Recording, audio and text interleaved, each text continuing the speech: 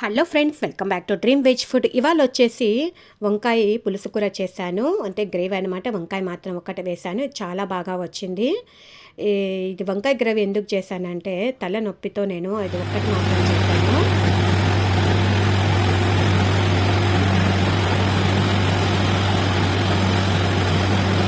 విన్నారు కదా సౌండ్. మా ఇంటికి ఎదురుగా బోర్వెల్ వేస్తూ ఉంటారు. దాంతో సౌండ్కు తల ఎంత నొప్పి అంటే అంత నొప్పి వచ్చింది. ట్యాబ్లెట్ వేసి పనుకున్నా కానీ నొప్పి మాత్రం తగ్గలేదు.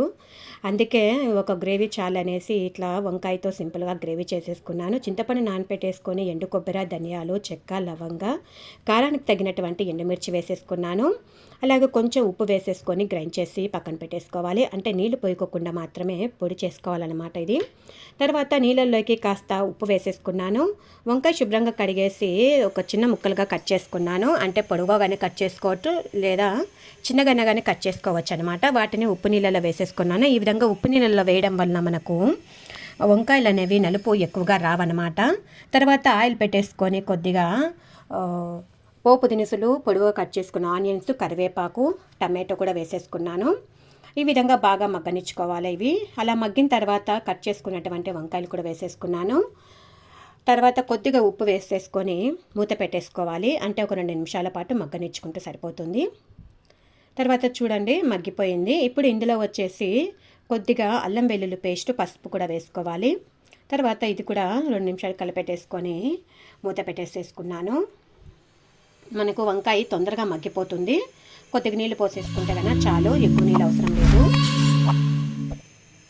చూడండి సరిపోయింది. ఇప్పుడు ఇందులో వచ్చేసి మనము పొడి చేసి పెట్టుకున్నాం కదా, గ్రైండ్ చేసి పెట్టుకున్నాం కదా మిక్సీ జార్లో, అది వేసేసుకున్నాను. తర్వాత చింతపండు గుజ్జు వేసుకోవాలి. చింతపండు బాగా పిసికేసి గుజ్జు వేసేసుకున్నాను.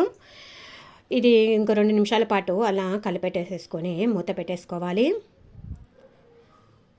తగినన్ని నీళ్ళు పోసుకుంటే సరిపోతుంది. చూడండి బాగా మగ్గిపోయింది. మనము ఉత్త అన్నము తినలేం కదా, ఏదో ఒకటి నంచుకు లేకపోతే మనకు తిన్నట్టు కూడా అనిపించదు. పెరగన్నము ఉండాల్సిందే, అదేవిధంగా అప్పలం కూడా ఉండాల్సిందే అన్నంలోకి నంచుకోవడానికి. అందుకే ఒక 2 అప్పలాలు ఆ విధంగా వేయించేసేసుకున్నాను. తర్వాత ఇందులో వచ్చేసి కూరలో వచ్చేసి కాస్త కొత్తిమీర వేసేసుకున్నాను. సన్నగా కట్ చేసుకుని కొత్తిమీర వేసేసుకొని కలిపెట్టేసుకున్నాను. అంతే అండి. ఒక పక్క అప్పలం రెడీ అయిపోయింది, అన్నాన్ని కూడా పెట్టేశాను. అన్నం రెడీ అయిపోయింది, కూర కూడా రెడీ అయిపోయింది. ఒక 1/2 అవర్లో అయితే నేను మొత్తం రెడీ చేసేసాను అనమాట. ఇంకెందుకంటే ఆలస్యము, ఇంకా ఆకలి అయిపోతూ ఉంది. అందుకే నేను వచ్చేసి ఈ విధంగా భోజనానికి పెట్టేసుకున్నాను. ప్లేట్లో వేడివేడిగా అన్నము, కూర కూడా పెట్టేసుకున్నాను. నంచుకోవడానికి అప్పలం కూడా పెట్టేసుకున్నాను. వీడియో నచ్చినట్లయితే లైక్ చేసి సబ్స్క్రైబ్ చేయండి. Thank you for watching.